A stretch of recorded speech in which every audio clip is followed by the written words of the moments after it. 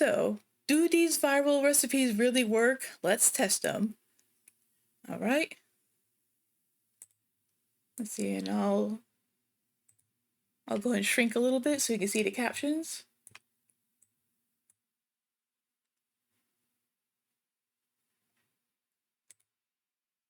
There we go. All right. All right. 3, 2, 1, go. For a debunking video where I take a look at clips that you've sent in to find out if they are real or fake. To start off with, so many people sent me all different videos of people trying to make marshmallows out of pureed apple. Apple marshmallows?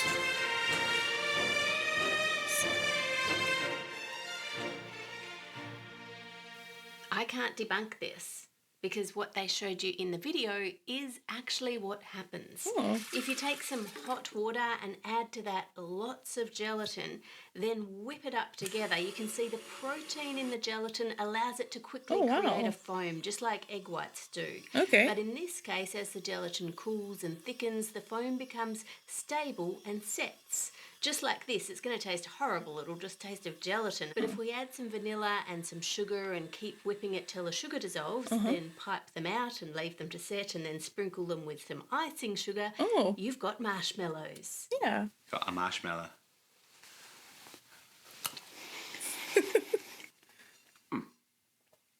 Yeah. Yum. It's a marshmallow.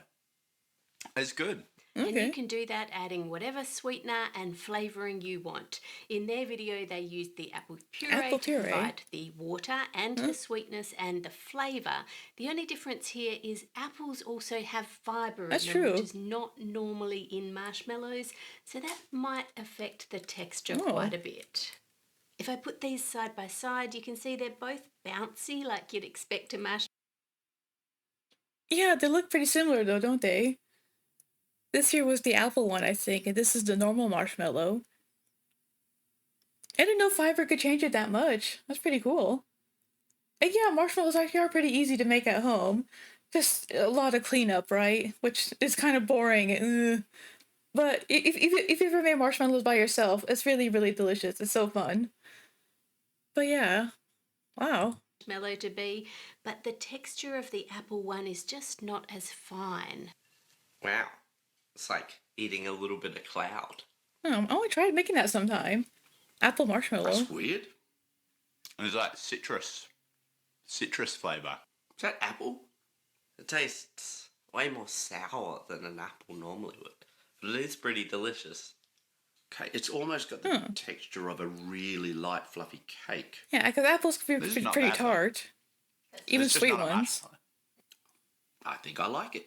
Next, Ethan wants some help. He is trying to figure out a homemade version of Please and Thank You's famous chocolate chip cookies.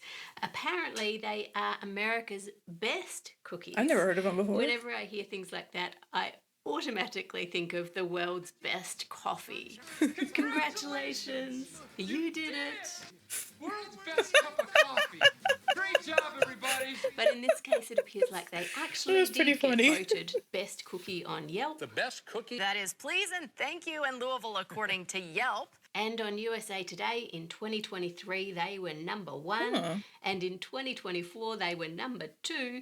And in 2025, they were not even on the top list at all. But apparently to get onto that list, you first have to be nominated by a team of travel writers, and they didn't even get nominated, huh? So either they just weren't nominated that year, or America's completely changed the cookies. That's right, so I'll be crumble cookie now. 2025. Either way, they still seem to be very liked on social media. There it is, America's best chocolate chip cookie. I love the ratio of chocolate chips. That ooey gooey goodness. Now I need and cookies. Ethan likes them. So back to trying to figure out the recipe for him. First thing I would usually do is taste the actual product to get an idea of the texture and the flavour, but I can't get those here in Australia. So because she's in Australia. skipping right to the next step, which is to look at the ingredients lists. Now, by law, the ingredients have to be listed on the label in weight order from most through to least. Yeah, that's so true. According to their label, the biggest ingredient Crumble in sucks. these cookies You can choose is your poor flour, taste. followed by brown sugar, sugar, butter, eggs, then baking soda, salt, vanilla, and finally the smallest ingredient by weight, chocolate chips. There is no way that that's in the correct order. If there was more salt and baking soda by weight than there is chocolate chips in these cookies, they would be inedible. Oh, that's Given true. That's incorrect. Yeah, because if you have too much baking soda, too much salt in there, it'll make your cookies really, really bitter and gross. So looking back at the ingredients list, let's see. A bit hard to make out, but it's hard to make out because the video is so small, but yeah, something's not right about that ingredient list. Yeah, because you do not want to have more baking soda than you have chocolate chips. Too much baking soda will ruin the entire cookie batch. And that you don't want to do that. It's awful. Well, I guess that's what we're about to find out, because yeah, there's absolutely no way. So let's see what happens. Thing on the list is in the right order, which makes it virtually impossible to figure it out from the box. But I don't give up that easily, and lucky for us, they also sell a cookie box mix, which has the same nutrition information panel on it, so I'm assuming they're the same cookies. And in that box, they have only put baking soda, salt, flour, and chocolate chips. They haven't even put the sugar in the box for you. You have to get your own sugar. Which means, if we look at the instructions, we now have the weights for the sugar and we have the method. It says let's take a look at that. I'm no expert. I'm no expert myself, but I do know a little bit about baking.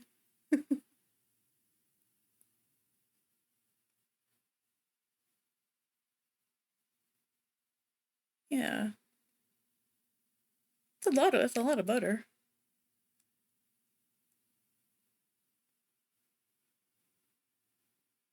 All right, let's see what she does with it. See how she figures it out for us. For the sugar, and we have the method. It says to melt the butter, then put it in a mixing bowl and put it in the fridge for 15 minutes, and then add the white sugar, brown sugar, vanilla, and your eggs, and whisk on high speed until it resembles whipped frosting. This looks a little too soft for frosting, so perhaps refrigerate it for longer than they said. Add the flour and baking powder and mix until nearly combined, and then add in the chocolate chips. I've used the nutrition information panel to calculate the amount of chocolate chips and flour that would be in these cookies. Yeah. But given that the ingredients were in the wrong order, I'm not 100% confident yes, you are, that because the you make really good cookies. panel is correct. So if you live locally, you could just buy a box mix and weigh how much flour and chocolate chips is in one of the box mixes. Next, it says to refrigerate for 1 hour. And if you watched our previous video when we did all sorts of experiments with chocolate chip cookies, you'll know that leaving the dough at room temperature or in the fridge, doesn't matter which, leaving it to sit before you're baking it does make a big difference to the texture. So make sure you follow that step. Then they bake them in the oven, and they only bake them for 11 minutes, which leaves them quite soft in the centre and also means it's easy if you want to reheat them later without overcooking them. It's great. I wonder what's up with the ingredients list. That was really weird. Outside, actually, and a bit warm and gooey on the inside. Pretty good. It's a good cookie, but it's not the best I've had. I wouldn't say that it's my favourite. Next, AG Collar wants to know if this would work. You put a potato in the freezer overnight, then defrost it, squeeze all of the water out of it, peel the skin, and bake it. It's crispy on the outside and dense and chewy on the inside. Freezing foods is a great way to preserve them, but some foods are trickier to... That sounds awful. Oh my god. Who prepares a potato that way? Freezing an entire potato and then defrosting it and squeezing it? Ugh, that sounds gross. I don't think it'll taste that good at all. What about you? Ugh, let's keep going. Work with than others, and potato is one of those. If you freeze a potato and then defrost it, you lose a lot of liquid from the potato. And as you can see here, it's not just water that's coming out of the potato. If you leave the liquid to sit, it will turn black, and that's a sign that other compounds and enzymes are also being lost out of the potatoes.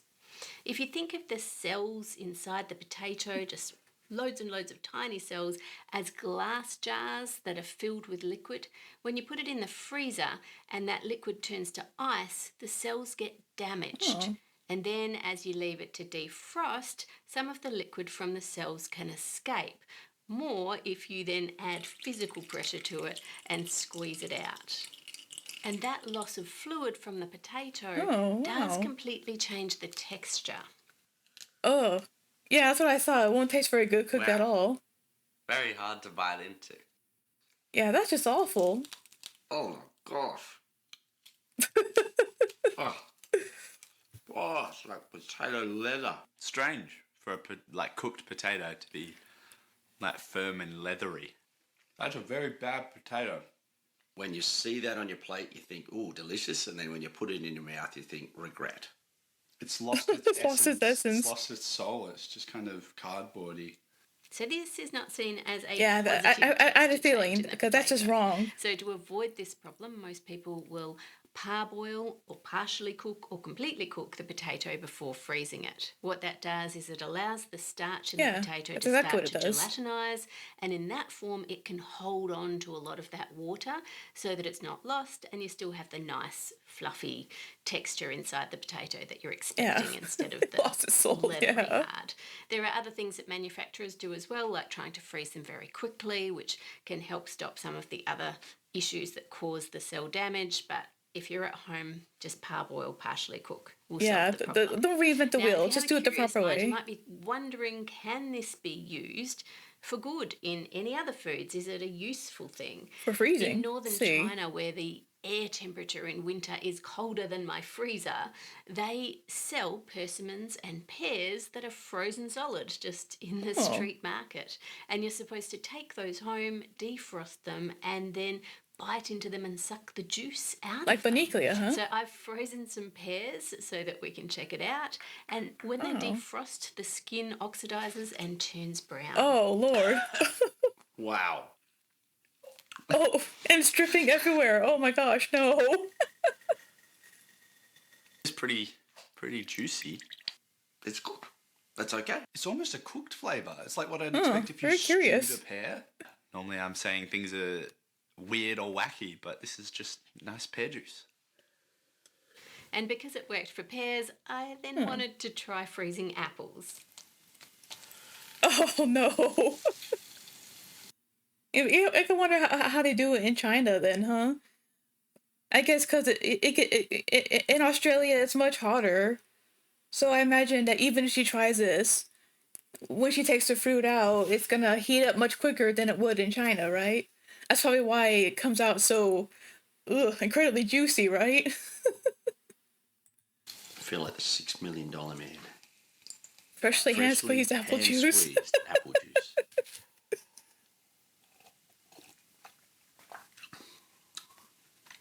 Tastes like apple juice. Yeah. Next, Ronald wants to know if this will pass the Dave taste test. This recipe, 1 can of chickpeas, will change the way you think about cheesecake because it comes out just like cheesecake. Ew, no. Yeah. If I ordered this at a restaurant and got this, I would not question at all. Like, I'm serious. I'm not even like, okay. Chickpea cheesecake. Chickpea, I can tell.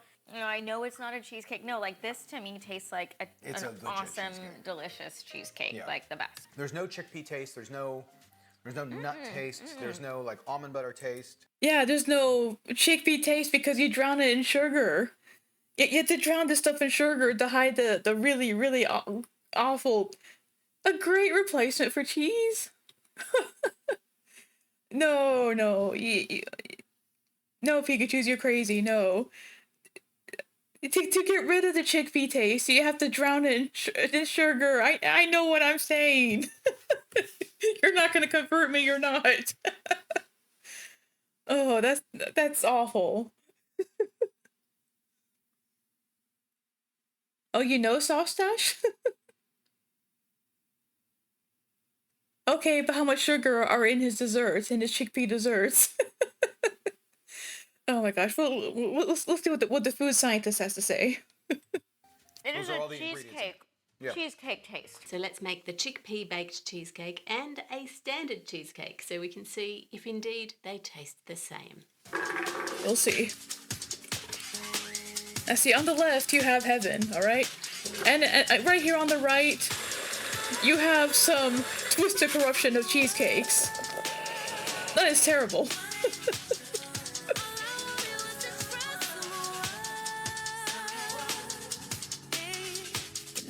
See, look at that. That's an abomination. Cheesecake's always yummy. Ooh. It's not baked cheesecake. It's got an interesting flavour that I just cannot place. If I was served at a restaurant, I would think it was an unusual texture. And that it tasted a little bit like hummus. Oh, he doesn't like it. But me too, kiddo, me too. That's pretty horrible. First mouthfeel of it and first flavour. Yeah, because if you're not used to it. But then it started getting nutty. Just went downhill from there. Oh, the aftertaste is worse. A normal cheesecake for me is a 10. I think if you're going to say as a cheesecake replacement, I'd go like a 3 or a 4. Like, it's not... Yeah, it's not a cheesecake. But if you wanted a tart and you couldn't have dairy and wanted it to be a bit creamy, I feel like you could come up with flavours to go with this that would work. Something that's not drowning in sugar. Cocoa powder in there. It just tastes like grass. Like grass. But now the real cheesecake, the gift from the heavens. That's good. See? I like it. I've now been reminded of how much I love cheesecake. Very good. You can send in videos that you want to be debunked. Let's see. Where was that visual of the cheesecakes at the end? And see, look at the big difference between them. Look at the big difference. Oh, is that what he uses? He uses unsweetened coconut milk, huh? Well, I'll take a real cheesecake over this any day.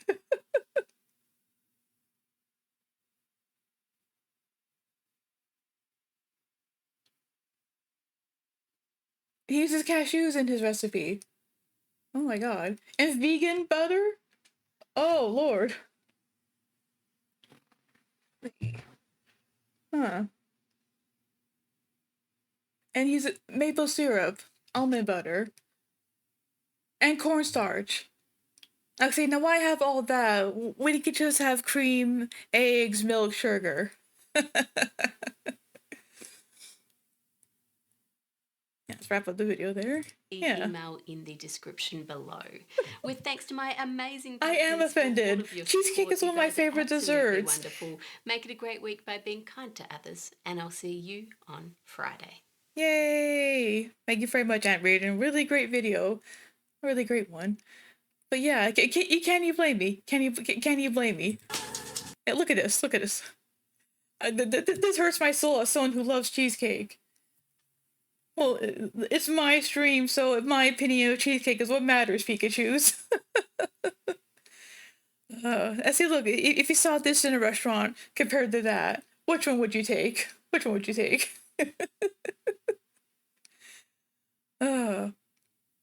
Very, very good, informative video.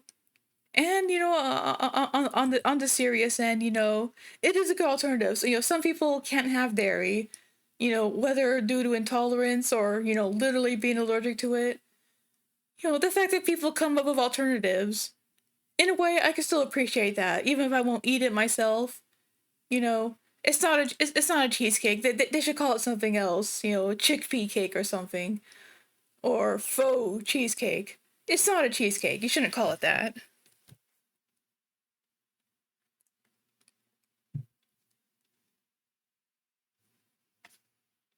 See what people are saying down here. Great video.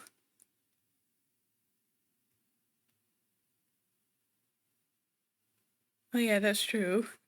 Yeah, if you've been watching her channel for a long time, you remember when her kids used to be kids, and seeing them all grown up. It's pretty sweet. I can be passionate about my desserts. I really love cheesecake.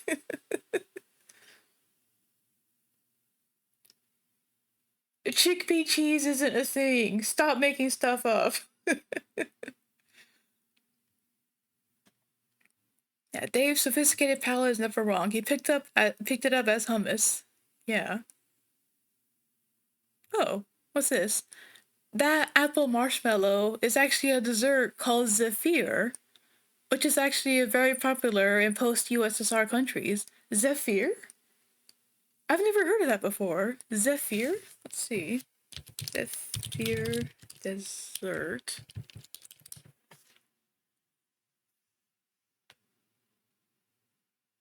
Oh, Zafir.